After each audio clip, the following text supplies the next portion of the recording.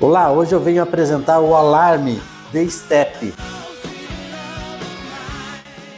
Esse é o acionador que vai no painel do veículo, o chicote, módulo, sensor e o manual. Tudo isso vai dentro da marmitinha da Trajeal. Pessoal, agora o funcionamento, ok? O alarme está ativado e vem um ladrão e retira o step. Quando ele retira o step, com o alarme ligado, dispara o alarme do veículo. Nesta segunda função, o indivíduo retira o seu step bom e coloca um step inferior no lugar.